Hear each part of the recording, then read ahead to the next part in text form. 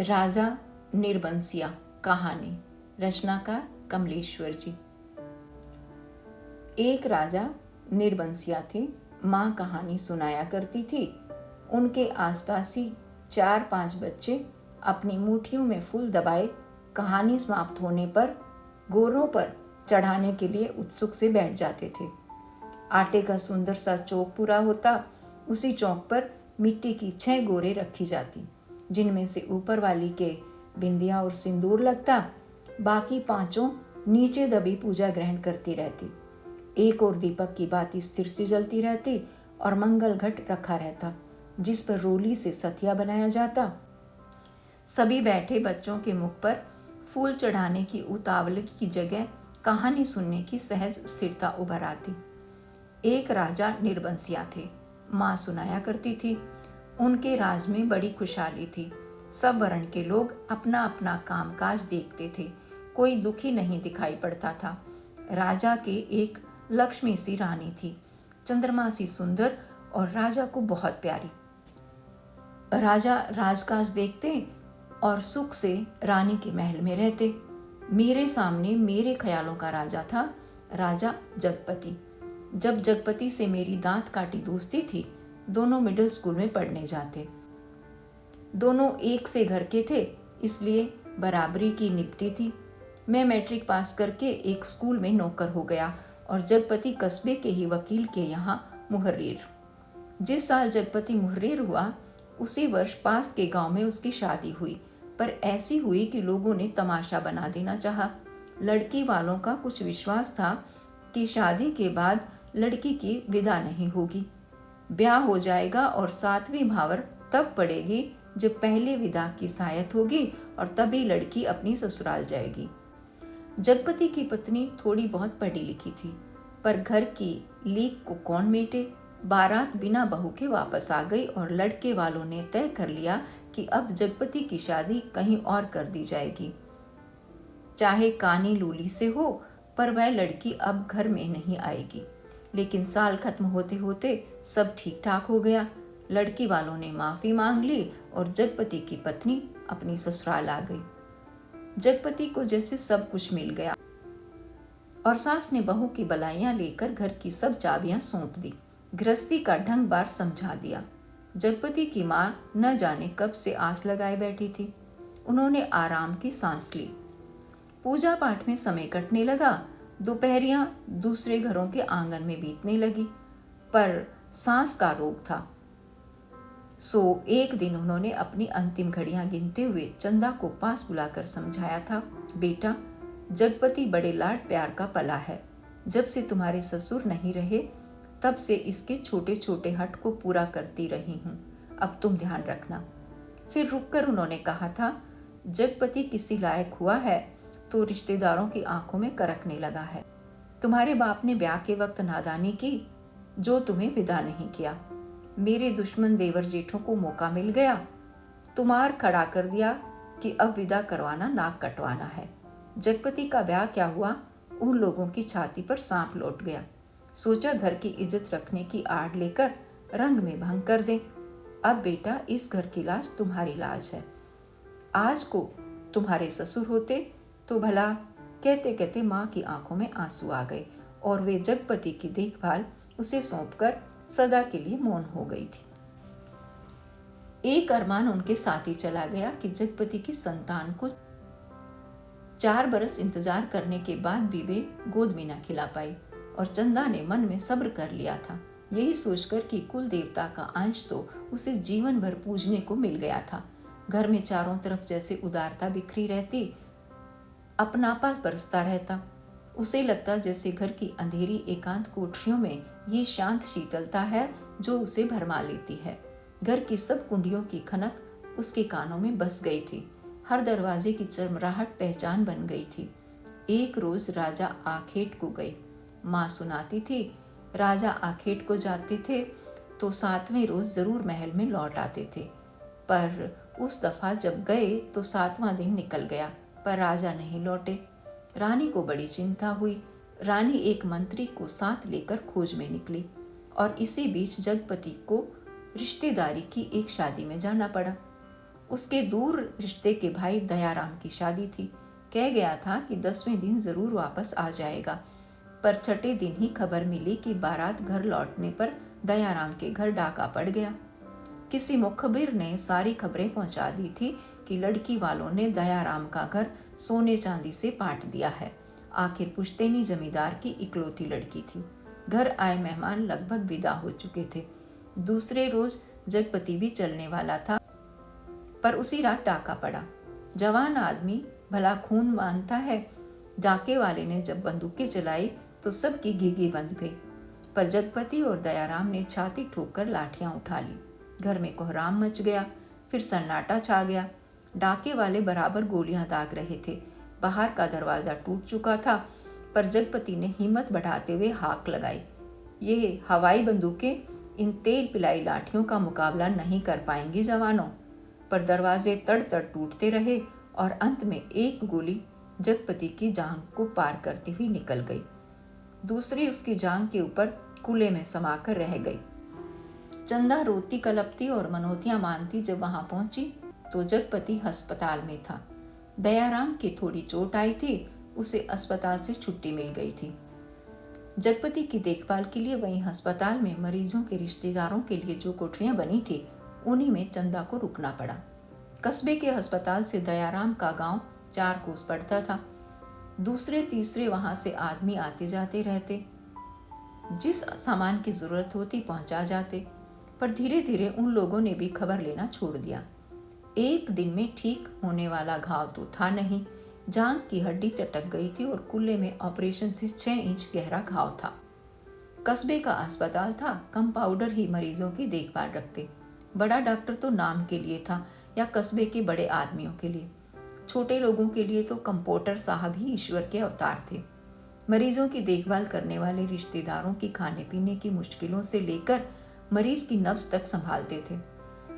छोटी सी इमारत में अस्पताल आबाद था। रोगियों की सिर्फ 6-7 खाटें थी। मरीजों के कमरे से लगा दवा बनाने का कमरा था। उसी में एक आराम कुर्सी थी और एक नीची सी मेज। उसी कुर्सी पर बड़ा डॉक्टर आकर कभी कभार बैठता था, नहीं तो बच्चन सिंह कंपाउंडर ही जमे रहते। अस्पताल में या तो फौजदारी के शहीद आते या गिर गिरा के हाथ पैर तोड़ लेने वाले एक आध लोग। छठे छमा से कोई औरत दिख गई तो दिख गई, जैसे उन्हें कभी रोग घेरता ही नहीं था। कभी कोई बीमार पड़ती तो घर वाले हाल बता के 8-10 रोज की दवा एक साथ ले जाते और फिर उसके जीने मरने की खबर तक न मिलती। उस दिन बच्चन सिंह जगपति के घाव की पट्टी बदलने आया। उसके आने में और पट्टी खोलने में कुछ ऐसी लापरवाही थी जैसे गलत बंधी पगड़ी को ठीक से बांधने के लिए खोल रहा हो। चंदा उसकी कुर्सी के पास ही सांस रोके खड़ी थी। वह और रोगियों से बात करता जा रहा था। इधर मिनट भर को देखता, फिर जैसे अभ्यस्त से उसके हाथ अपना काम करने लगते। पट्टी एक जगह खून से चिपक गई थी। जगपति बुरी तरह कराह उठा। चंदा के मुंह से चीख निकल गई। बच्चन सिंह ने सतर्क होकर देखा तो चंदा मुख से धोती का पल्ला खोसे अपनी भयातुर आवाज दबाने की चेष्टा कर रही थी। जगपति एक बारगी मछली सा तड़प कर रह गया। बच्चन सिंह की उंगलियां थोड़ी सी थरथराई कि उसकी बांह पर टप से चंदा का आंसू चू पड़ा।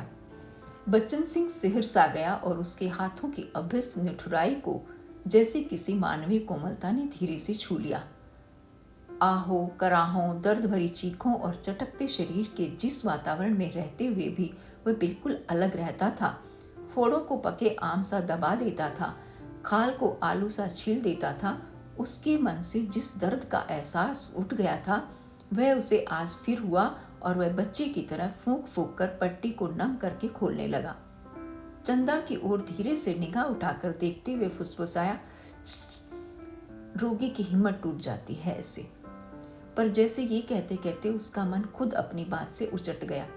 ये बेपरवाही तो चीख और कराहों की एक रास्ता से उसे मिली थी, रोगी की हिम्मत बढ़ाने की कर्तव्य निष्ठा से नहीं। जब तक वह घाव की मरहम पट्टी करता रहा, तब तक किन्हीं 2 आंखों की करुणा उसे घेरे रही और हाथ धोते समय वह चंदा की उन चूड़ियों से भरी कलाइयों को बेझिझक देखता रहा जो अपनी खुशी उससे मांग रही थी।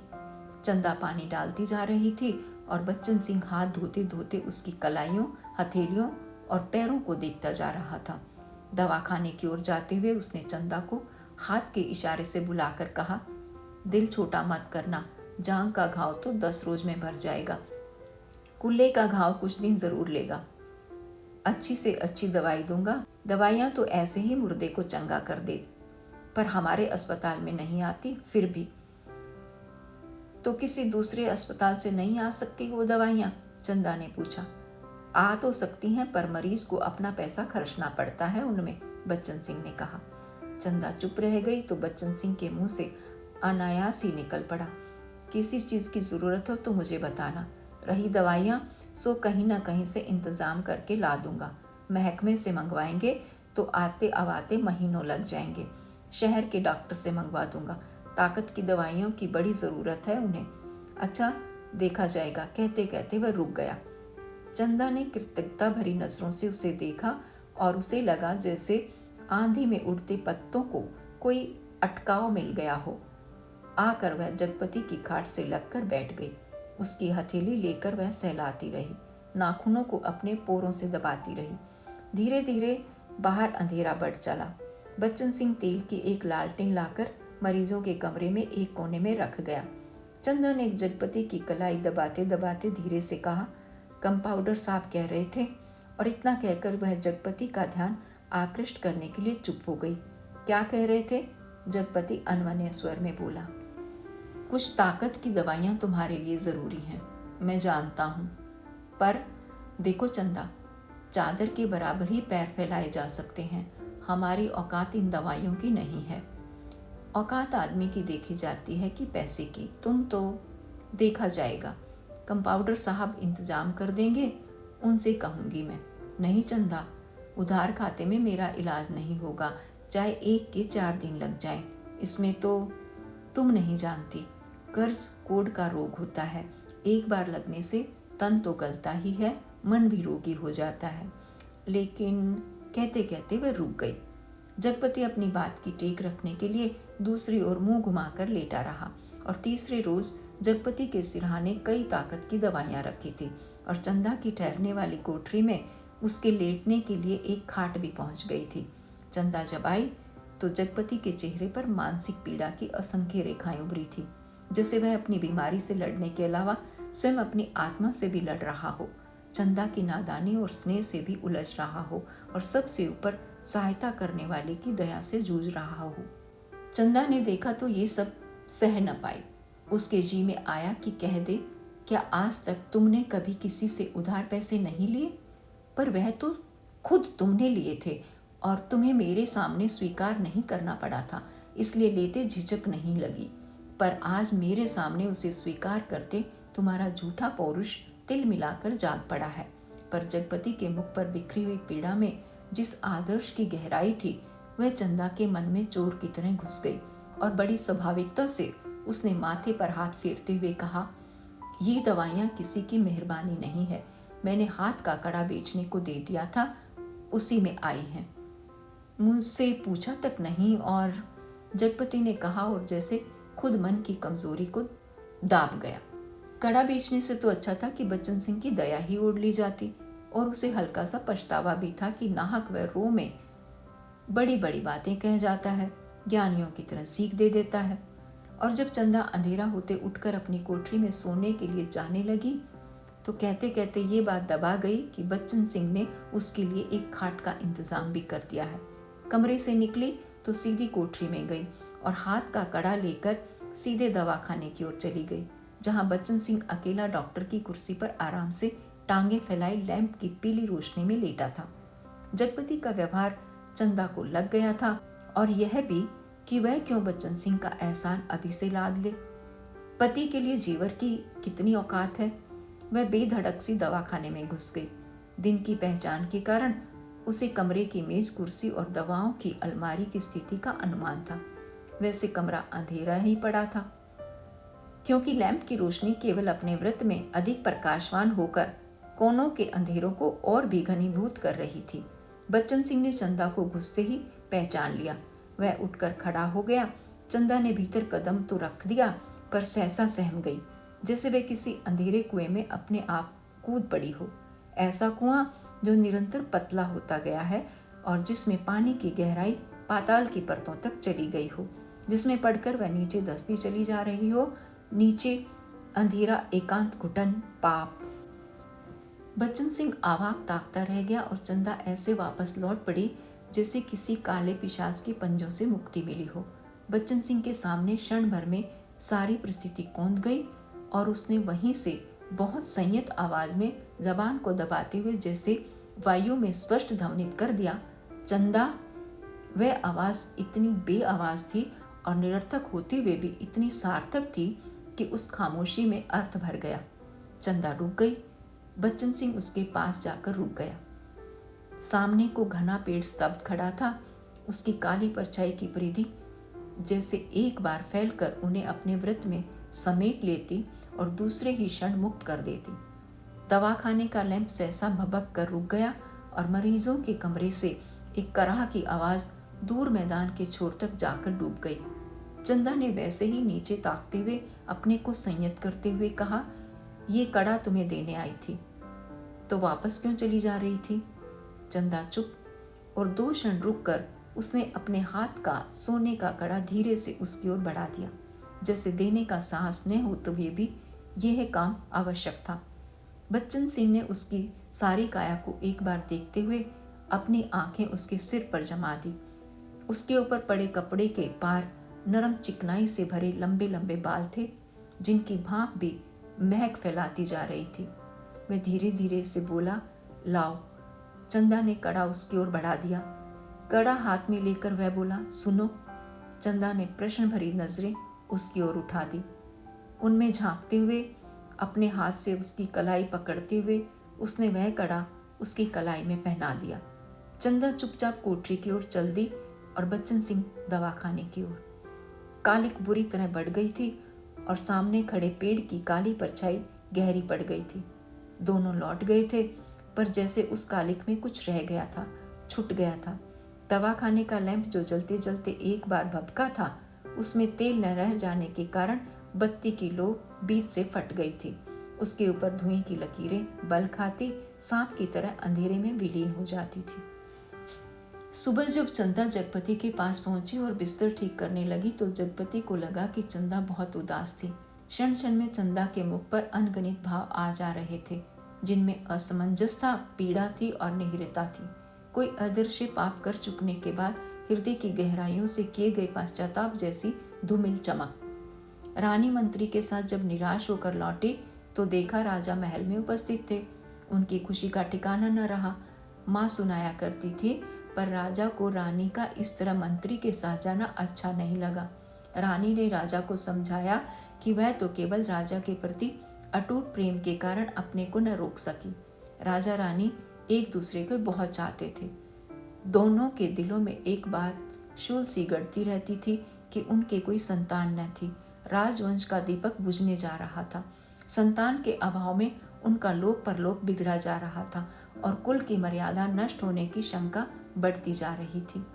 दूसरे दिन बच्चन सिंह ने मरीजों की मरहम पट्टी करते वक्त बताया था कि उसका तबादला मैनपुरी के सदर अस्पताल में हो गया है और वह परसों यहाँ से चला जाएगा। जगपति ने सुना तो उसे भला ही लगा। आए दिन रोग घिरे रहते हैं। बच्चन सिंह उसके शहर के अस्पताल में पहुंचा जा रहा है तो कुछ मदद मिलती ही रहेगी। आखिर वह ठीक तो होगा ही और फिर मैनपुरी के सिवा कहाँ जाएगा। पर दूसरे ही क्षण उसका दिल अथक भारीपन से भर गया।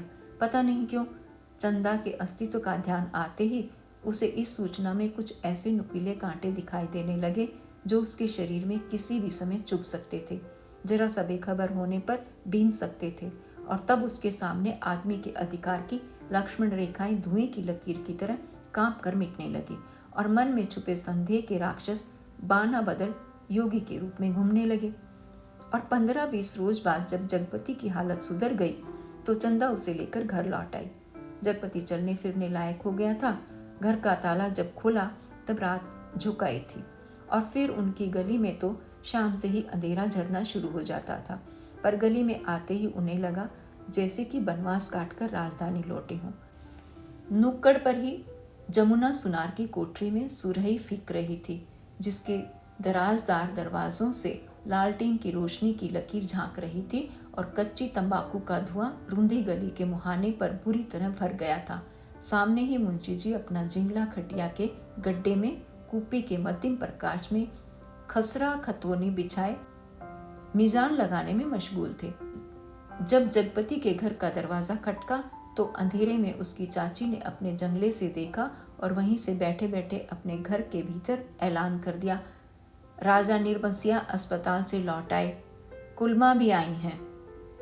ये शब्द सुनकर घर के अंधेरे बरोठे में घुसते ही जगपति हाँफ कर बैठ गया। झुंझलाकर चंदा से बोला, अंधेरे में क्या मेरे हाथ पैर तुड़वाओगे? भीतर जाकर लालटेन जला लाओ। तेल नहीं होगा इस वक्त, जरा ऐसे ही काम। तुम्हारे कभी कुछ नहीं होगा, ना तेल ना। कहते कहते जगपति एकदम चुप रह गया और चंदा को लगा कि आज पहली बार जगपति ने उसके व्यर्थ मातृत्व पर इतनी गहरी चोट कर दी जिसकी गहराई की उसने कभी कल्पना नहीं की थी। दोनों खामोश बिना एक बात के अंदर चले गए। रात के बढ़ते सन्नाटे में दोनों के सामने दो बातें थी। जगपति के कानों में जैसे कोई व्यंग्य से कह रहा था, राजा निर्बसिया अस्पताल से आ गए, और चंदा के दिल में ये बात चुभ रही थी, तुम्हारे कभी कुछ नहीं होगा। और सिसकती सिसकती चंदा न जाने कब सो गई, पर जगपति की आंखों में नींद न आई। खाट पर पड़े पड़े उसके चारों ओर एक मोहक भयावना सा जाल फैल गया। लेटे लेटे उसे लगा जैसे उसका स्वयं का आकार बहुत क्षीण होता होता बिंदु सा रह गया, पर बिंदु के हाथ थे, पैर थे और दिल की धड़कन भी। कोठरी का घुटा घुटा सा अंधियारा, मटमैली दीवारें और गहन गुफाओं सी अलमारियां जिनमें से बार बार झांक कर देखता था और वह सिहर उठता था, फिर जैसे सब कुछ तब्दील हो गया हो। उसे लगा कि उसका आकार बढ़ता जा रहा है, बढ़ता जा रहा है। वह मनुष्य हुआ, लंबा तगड़ा तंदुरुस्त पुरुष हुआ। उसकी शिराओं में कुछ फूटने पड़ने की व्याकुलता से खोल उठा। उसके हाथ शरीर के अनुपात से बहुत बड़े, डरावने और भयानक हो गए। उनके लंबे लंबे नाखून निकल आए। वह राक्षस हुआ, दैत्य हुआ, आदिम बर्बर। और बड़ी तेजी से सारा कमरा एक बारगी चक्कर काट गया। फिर सब धीरे धीरे स्थिर होने लगा और उसकी सांसें ठीक होती जान पड़ी। फिर जैसे कुछ कोशिश करने पर घिघी बन जाने के बाद उसकी आवाज़ फूटी, चंदा। चंदा की नरम सांसों की हल्की सरसराहट कमरे में जान डालने लगी। जगपति अपनी पार्टी का सहारा लेकर झुका। कांपते पैर उसने जमीन पर रखे और चंदा की खाट के पाए से सिर टिकाकर बैठ गया। उसे लगा जिसे चंदा की इन सांसों की आवाज़ों में जीवन का संगीत गूंज रहा है। वह उठा और चंदा के मुख पर झुक गया। उस अंधेरे में आंखें गड़ाए गड़ाए जैसे बहुत देर बाद स्वयं चंदा के मुख पर आभा फूटकर अपने आप बिखरने लगी। उसके नक्शे उज्जवल हो उठे और जगपति की आंखों को ज्योति मिल गई। वह मुग्ध सा ताकता रहा।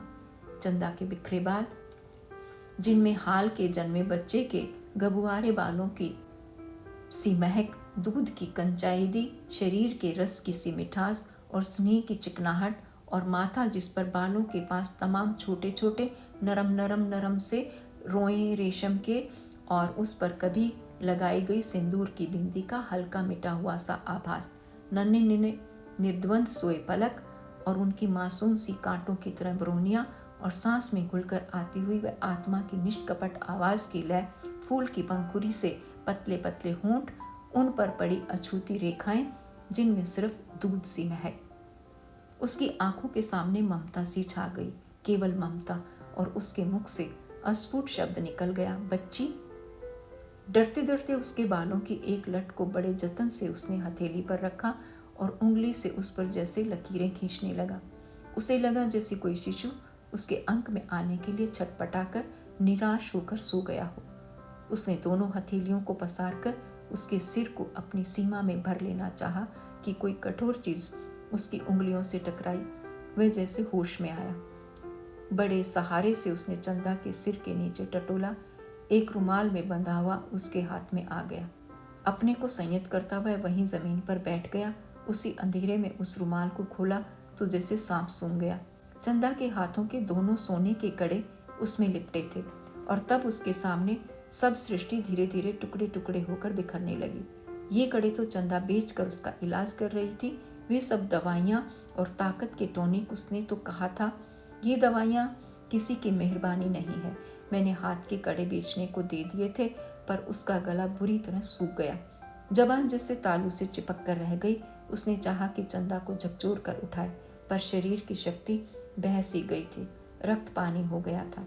थोड़ा संयत हुआ। उसने वे कड़े उसी रुमाल में लपेटकर उसकी खाट के कोने पर रख दिए और बड़ी मुश्किल से अपनी खाट की पाटी पकड़कर लुढ़क गया। चंदा झूठ बोली, पर क्यों? कड़े आज तक छुपाए रही। उसने इतना बड़ा दुराव क्यों किया? आखिर क्यों? किस लिए? और जगपति का दिल भारी हो गया। उसे फिर लगा कि उसका शरीर सिमटता जा रहा है और वह एक सींग का बना ढांचा रह गया, नितांत हल्का, तिनके सा, हवा में उड़कर भटकने वाले तिनके सा। उस रात के बाद रोज जगपति सोचता रहा कि चंदा से कड़े मांगकर बेच ले और कोई छोटा मोटा कारोबार ही शुरू कर दे, क्योंकि नौकरी छूट चुकी थी। इतने दिन की गैरहाजिरी के बाद वकील साहब ने दूसरा मुहर्रिर रख लिया था। वह रोज यही सोचता, पर जब चंदा सामने आती तो न जाने कैसी असहाय सी उसकी अवस्था हो जाती। उसे लगता जैसे कड़े मांगकर वह चंदा से पत्नीत्व का पद भी छीन लेगा। मातृत्व तो भगवान ने छीन ही लिया। वह सोचता आखिर चंदा क्या रह जाएगी। एक स्त्री से यदि पतित्व और मातृत्व छीन लिया गया तो उसके जीवन की सार्थकता ही क्या।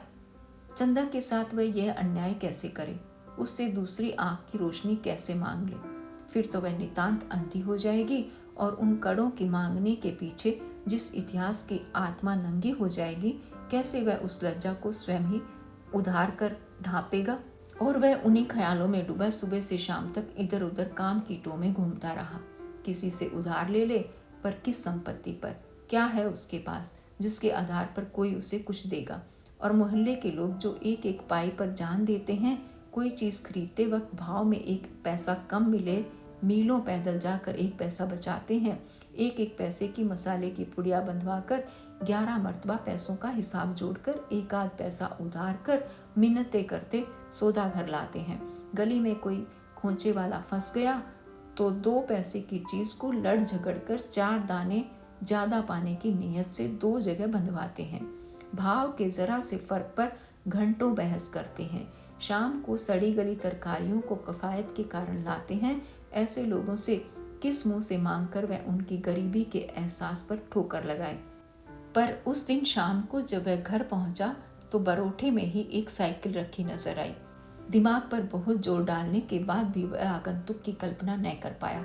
भीतर वाले दरवाजे पर जब पहुंचा तो सहसा हंसी की आवाज़ सुनकर ठिठक गया।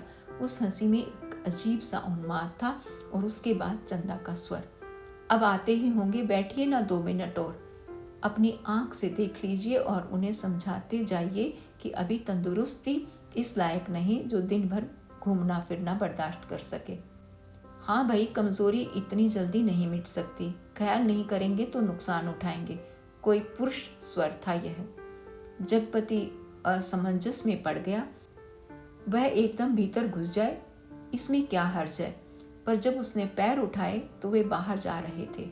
बाहर बरोठे में साइकिल को पकड़ते ही उसे सूझ आई। वहीं से जैसे अनजान बनता बड़े प्रयत्न से आवाज को खोलता चिल्लाया, अरे चंदा, ये साइकिल किसकी है?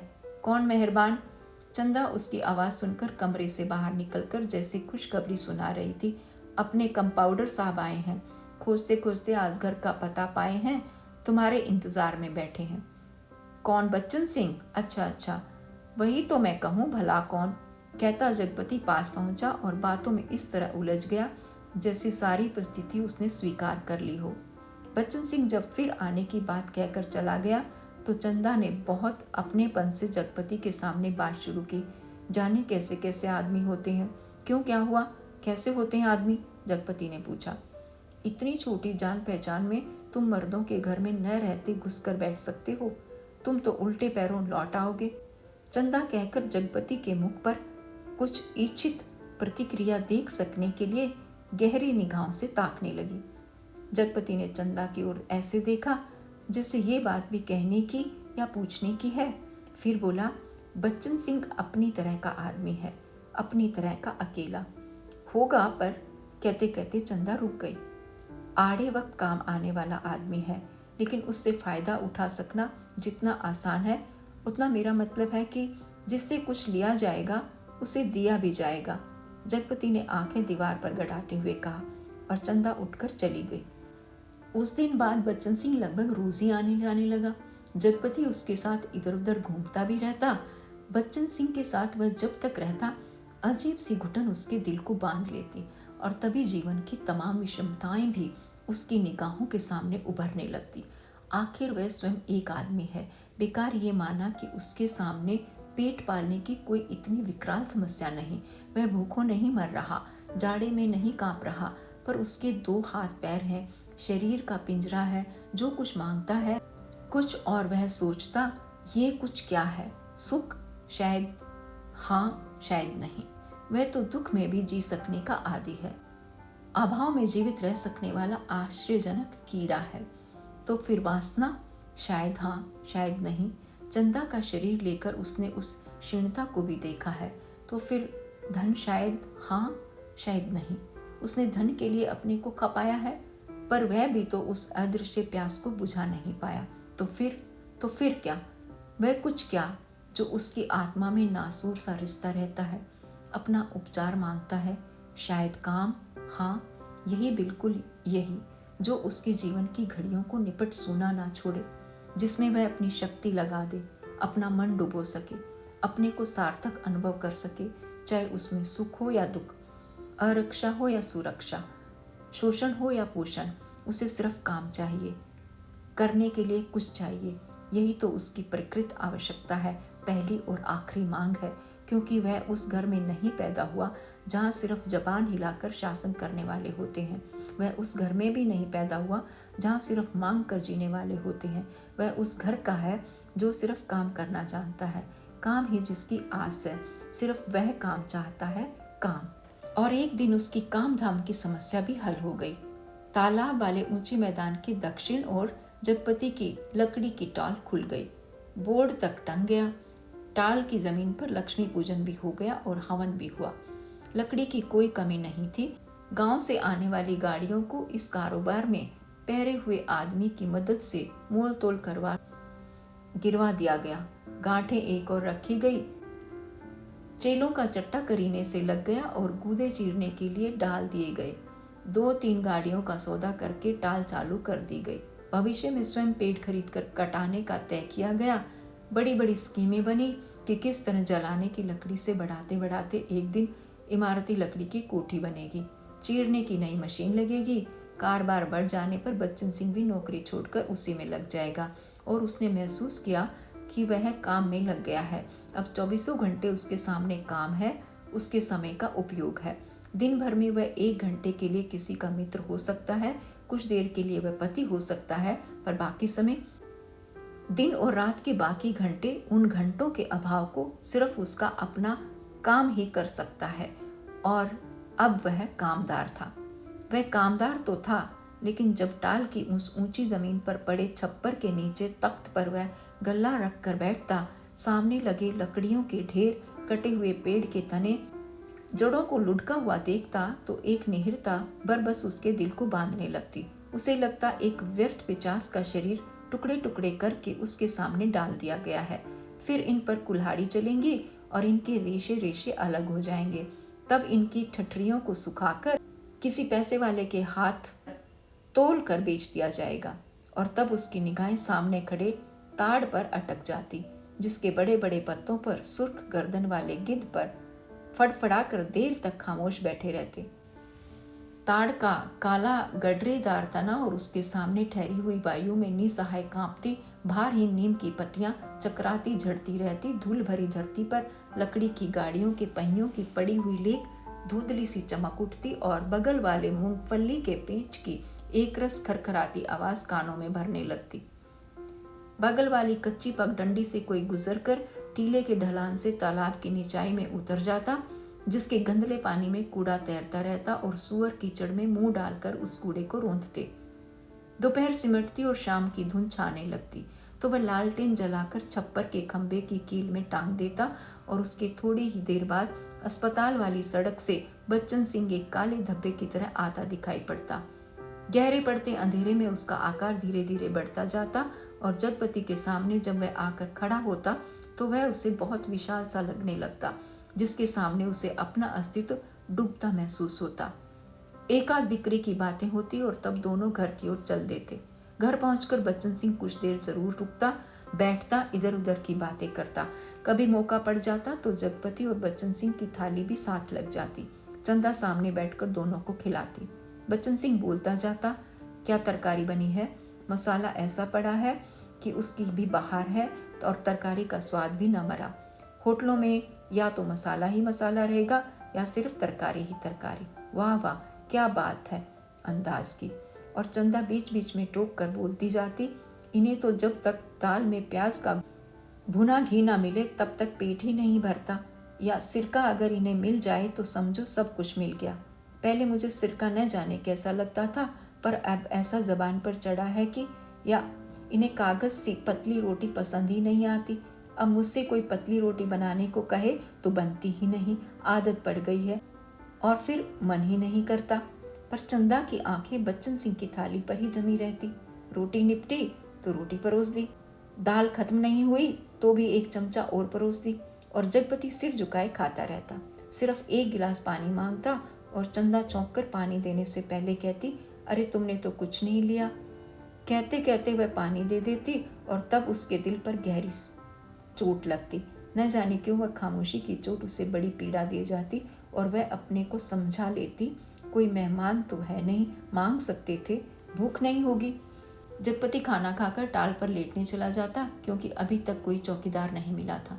छप्पर के नीचे तख्त पर जब वह लेटता तो अनायास ही उसका दिल भर भर आता। पता नहीं कौन कौन से दर्द एक दूसरे से मिलकर तरह तरह की टीस, चटक और ऐंठन पैदा करने लगते। कोई एक रग दुखती तो वह सहलाता भी। जब सभी नसें चटकती हों तो कहाँ कहाँ राहत का अकेला हाथ सहलाए। लेटे लेटे उसकी निगाह ताड़ के उस ओर बनी पुख्ता कब्र पर जाती, जिसके सिरहाने कटीला बबूल का एकाकी पेड़ सुन सा खड़ा था। जिस कब्र पर एक पर्दा नशीन औरत बड़े लिहाज से आकर सवेरे सवेरे बेला और चमेली के फूल चढ़ा जाती, घूम घूम कर उसके फेरे लेती और माथा टेक कर कुछ कदम उदास सी चलकर एकदम तेजी से मुड़कर बिसातियों के मोहल्ले में खो जाती। शाम होते फिर आती, एक दिया बारती और अगर की बत्तियां जलाती, फिर मुड़ते हुए ओढ़नी का पल्ला कंधों पर डालती तो दिए की लो कांपती।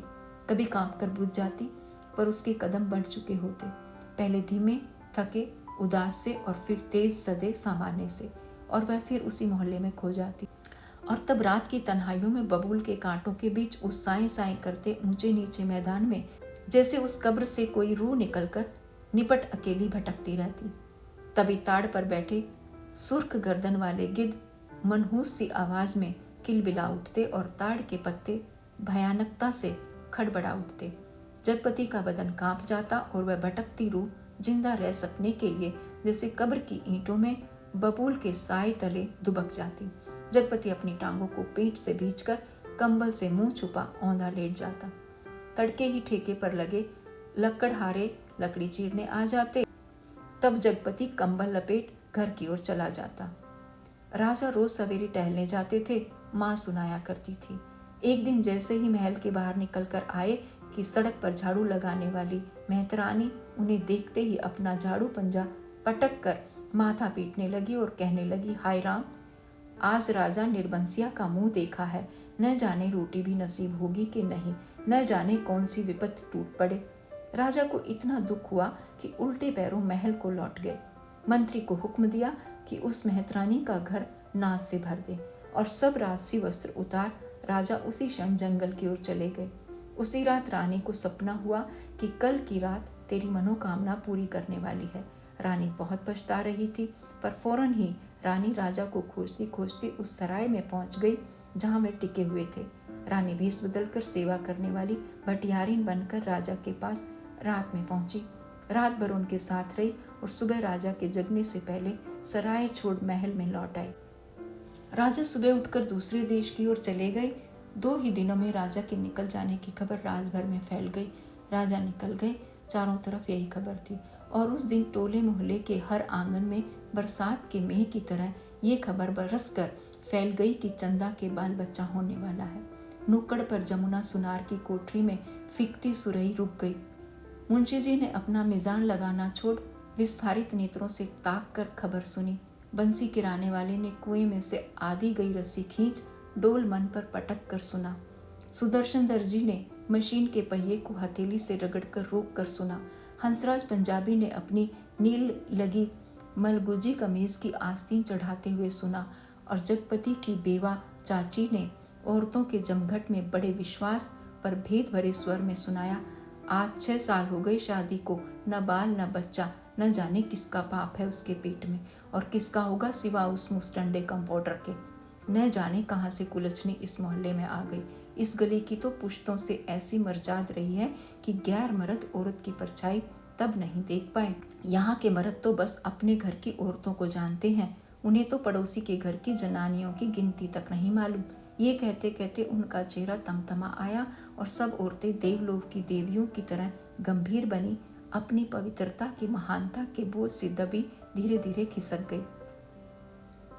सुबह ये खबर फैलने से पहले जगपति टाल पर चला गया था, पर सुनी हुई उसने भी आज ही थी।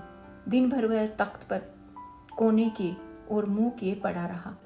न ठेके की लकड़ियां चिराई, न बिक्री की ओर ध्यान दिया, न दोपहर का खाना खाने ही घर गया। जब रात अच्छी तरह फैल गई, वह हिंसित पशु की भांति उठा।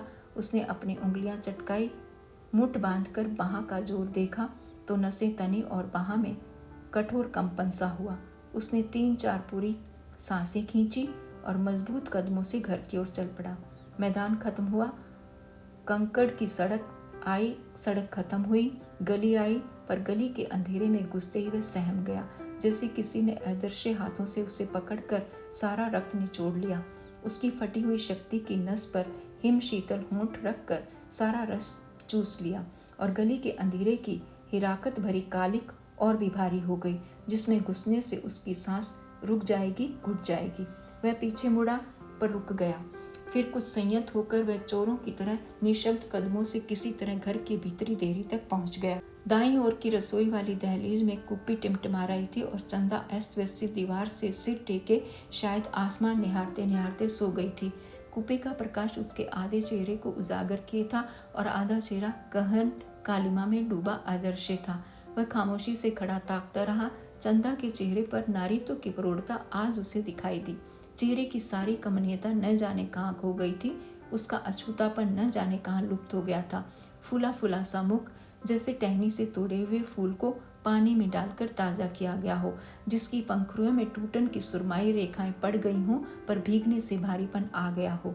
उसके खुले पैर पर उसकी निगाह पड़ी तो सूजा सा लगा, एड़ियां भरी सूजी से और नाखूनों के पास अजब सा सूखापन।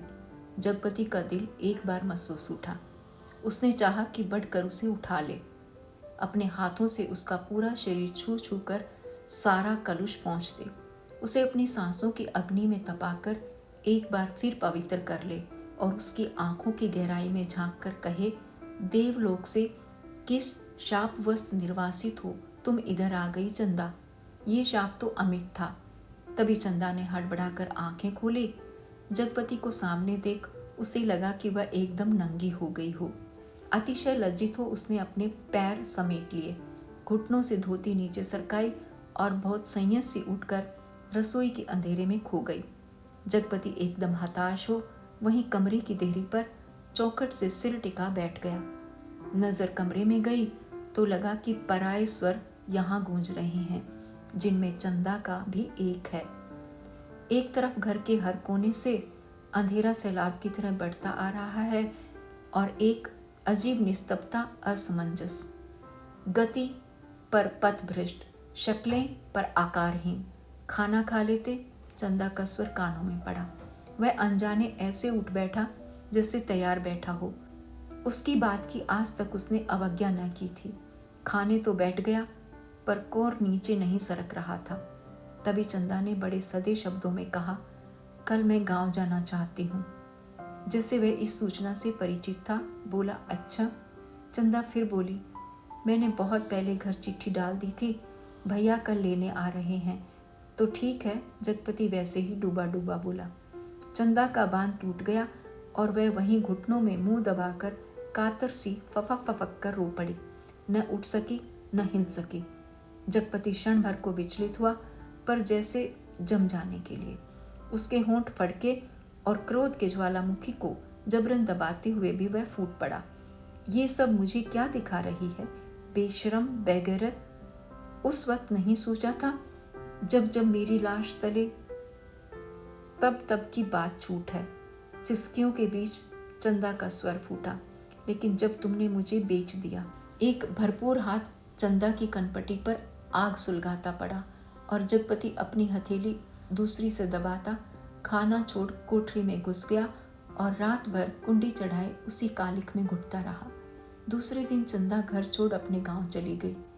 जगपति पूरा दिन और रात टाल पर ही काट देता, उसी बिराने में, तालाब के बगल, कब्र, बबूल और ताड़ के पड़ोस में।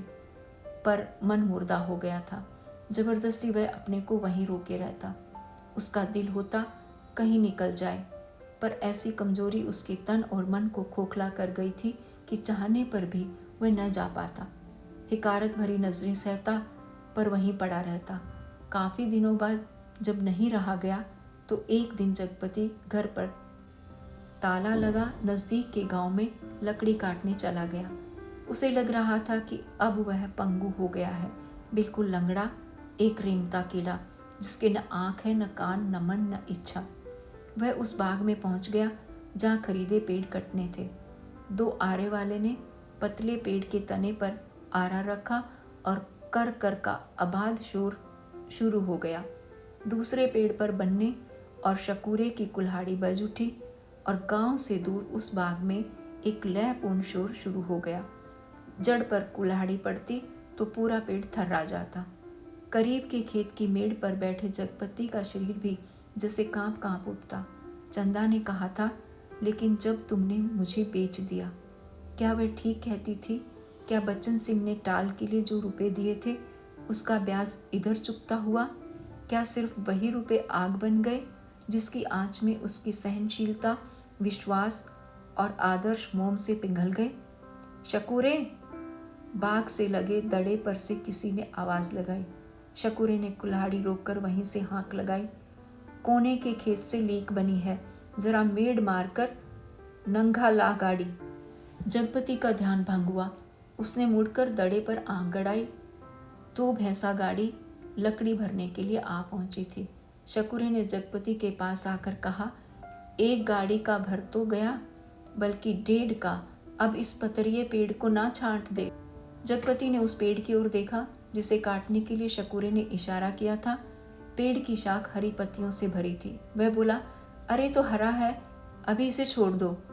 हरा होने से क्या, उखड़ तो गया है, न फूल का न फल का। अब कौन इसमें फल फूल आएंगे? 4 दिन में पत्ते झुरा जाएंगे। शकूरे ने पेड़ की ओर देखते हुए उस्तादी अंदाज से कहा। जैसा ठीक समझो तुम, जगपति ने कहा और उठकर और मेड़ मेड़ पक्के कुएं पर पानी पीने चला गया। दोपहर ढलते गाड़ियां भरकर तैयार हुई और शहर की ओर रवाना हो गई। जगपति को उनके साथ आना पड़ा। गाड़ियां लकड़ी से लदी शहर की ओर चली जा रही थी और जगपति गर्दन झुकाए कच्ची सड़क की धूल में डूबा।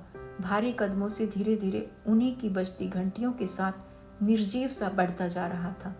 कई बरस बाद राजा परदेश से बहुत सा धन कमाकर गाड़ी में लाद कर अपने देश की ओर लौटे। माँ सुनाया करती थी, राजा की गाड़ी का पहिया महल से कुछ दूर पतेल की झाड़ी में उलझ गया। हर तरह कोशिश की पर पहिया न निकला। तब एक पंडित ने बताया कि सकट के दिन का जन्मा बालक अगर अपने घर की सुपारी लाकर इसमें छुआ दे तो पहिया निकल जाएगा। वहीं 2 बालक खेल रहे थे। उन्होंने ये सुना तो कूद कर पहुंचे और कहने लगे कि हमारी पैदाइश सकट की है, पर सुपारी तब लाएंगे जब तुम आधा धन देने का वादा करो। राजा ने बात मान ली। बालक दौड़े दौड़े घर गए, सुपारी लाकर छुआ दी, फिर घर का रास्ता बताते आगे आगे चले। आखिर गाड़ी महल के सामने उन्होंने रोक ली। राजा को बड़ा अचरज हुआ कि हमारे ही महल में ये 2 बालक कहाँ से आ गए। भीतर पहुंचे तो रानी खुशी से बेहाल हो गई, पर राजा ने पहले उन बालकों के बारे में पूछा तो रानी ने कहा कि ये दोनों बालक उन्हीं के राजकुमार हैं। राजा को विश्वास नहीं हुआ। रानी बहुत दुखी हुई।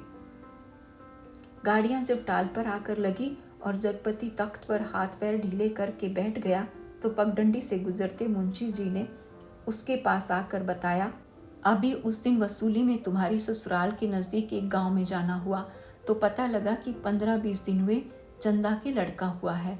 और फिर जैसे मोहल्ले में सुनी सुनाई बातों पर पर्दा डालते हुए बोले, भगवान के राज में देर है अंधेर नहीं। जगपति भैया। जगपति ने सुना तो पहले उसने गहरी नज़रों से मुंशी जी को ताका, पर वह उनके तीर का निशाना ठीक ठीक नहीं खोज पाया। पर सब कुछ सहन करते हुए बोला, देर और अंधेर दोनों हैं। अंधेर तो सरासर है, तिरिया चरित्र है सब। बड़े बड़े हार गए हैं। कहते कहते मुंशी जी रुक गए, पर कुछ इस तरह जैसे कोई बड़े भेद भरी बात है जिसे उनकी गोल होती हुई आंखें समझा देंगी। जगपति मुंशी की तरफ ताकता रह गया। मिनट भर मनहूस सा मौन छाया रहा। उसे तोड़ते हुए मुंशी जी बड़ी दर्द भरी आवाज में बोले, सुन तो लिया होगा तुमने? क्या? कहने को जगपति कह गया, पर उसे लगा कि अभी मुंशी जी उस गांव में फैली बातों को ही बड़ी बेदर्दी से कह डालेंगे। उसने नाहक पूछा।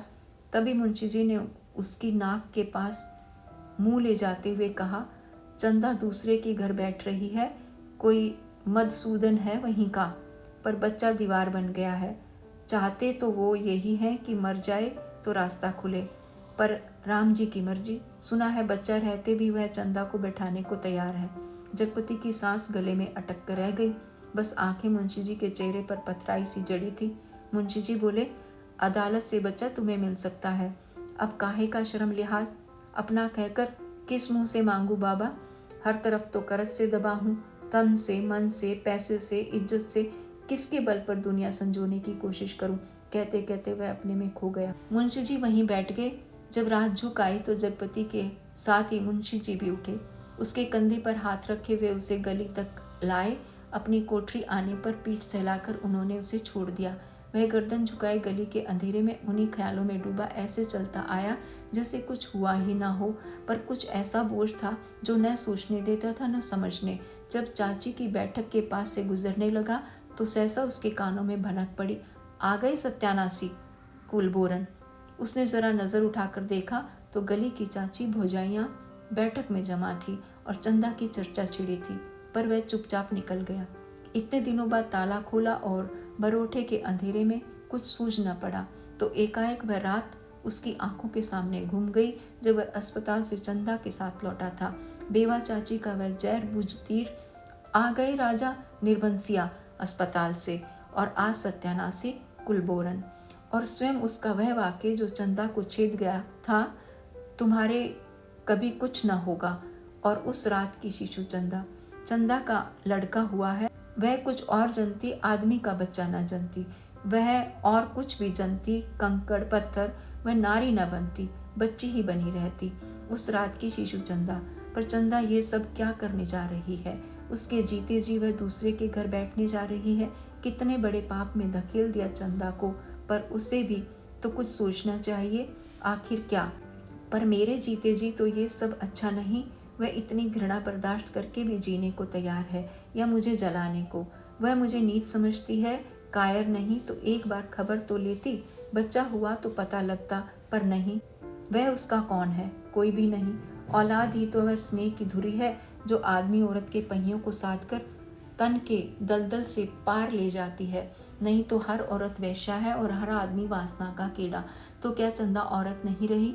वह जरूर औरत थी, पर स्वयं मैंने उसे नरक में डाल दिया। वह बच्चा मेरा कोई नहीं, पर चंदा तो मेरी है। एक बार उसे ले आता, फिर यहाँ रात के मोहक अंधेरे में उसकी फूल से अधरों को देखता, निर्द्वंद सोए पलकों को निहारता, सांसों की दूध सी अछूती महक को समेट लेता। आज का अंधेरा, घर में तेल भी नहीं जो दिया जला ले, और फिर किसके लिए? कौन जलाए? चंदा के लिए, पर उसे तो बेच दिया था। सिवा चंदा के कौन सी संपत्ति उसके पास थी जिसके आधार पर कोई कर्ज देता? कर्ज न मिलता तो ये सब कैसे चलता? काम पेड़ कहाँ से कटते? और तब शकूरे के वे शब्द उसके कानों में गूंज गए, हरा होने से क्या, उखड़ तो गया है। वह स्वयं भी तो एक उकटा हुआ पेड़ है, न फल का न फूल का, सब व्यर्थ ही तो है। जो कुछ सोचा उस पर कभी विश्वास न कर पाया। चंदा को चाहता रहा, पर उसके दिल में चाहत न जगा पाया। उसे कहीं से एक पैसा मांगने पर डांटता रहा, पर खुद लेता रहा। और आज वह दूसरे के घर बैठी रही। उसे छोड़कर वह अकेला है, हर तरफ बोझ है जिसमें उसकी नस नस कुचली जा रही है, रग रग फट गई है, और वह किसी तरह टटोल टटोल कर भीतर घर में पहुंचा। रानी अपने कुल देवता के मंदिर में पहुंची। माँ सुनाया करती थी। अपने अस्तित्व को सिद्ध करने के लिए उन्होंने घोर तपस्या की। राजा देखते रहे। कुल देवता प्रसन्न हुए और उन्होंने अपनी देवी शक्ति से दोनों बालकों को तत्काल जन्मे शिशुओं में बदल दिया। रानी की छातियों में दूध भर आया और उनमें से धार फूट पड़ी, जो शिशुओं के मुंह से गिरने लगी। राजा को रानी के अस्तित्व का सबूत मिल गया। उन्होंने रानी के चरण पकड़ लिए और कहा कि तुम देवी हो, ये मेरे पुत्र हैं। और उस दिन से राजा ने फिर से राजकाज संभाल लिया। पर उसी रात जगपति अपना सारा कारोबार त्याग अफीम और तेल पीकर मर गया, क्योंकि चंदा के पास कोई देवी शक्ति नहीं थी और जगपति राजा नहीं, बच्चन सिंह कंपाउंडर का कर्जदार था। राजा ने दो बातें की, माँ सुनाती थी। एक तो रानी के नाम से उन्होंने बहुत बड़ा मंदिर बनवाया और दूसरे, राज के नए सिक्के पर बड़े राजकुमार का नाम खुदवा कर चालू किया, जिससे राज भर में अपने उत्तराधिकारी की खबर हो जाए। जगपति ने मरते वक्त दो पर्चे छोड़े, एक चंदा के नाम, दूसरा कानून के नाम। चंदा को उसने लिखा था, चंदा मेरी अंतिम चाह यही है कि तुम बच्चे को लेकर चली आना। अभी 1-2 दिन मेरी लाश की दुर्गति होगी, तब तक तुम आ सकोगी। चंदा आदमी को पाप नहीं पश्चाताप मारता है। मैं बहुत पहले मर चुका था, बच्चे को लेकर जरूर चली आना। कानून को उसने लिखा था, किसी ने मुझे मारा नहीं है, किसी आदमी ने नहीं। मैं जानता हूँ कि मेरे जहर की पहचान करने के लिए मेरा सीना चीरा जाएगा। उसमें जहर है, मैंने अफीम नहीं रुपए खाए हैं, उन रुपयों में कर्ज का जहर था, उसी ने मुझे मारा है। मेरी लाश तब तक न जलाई जाए जब तक चंदा बच्चे को लेकर न आ जाए। आग बच्चे से दिलवा दी जाए, बस। माँ जब कहानी समाप्त करती थी तो आसपास बैठे बच्चे फूल चढ़ाते थे। मेरी कहानी भी खत्म हो गई, पर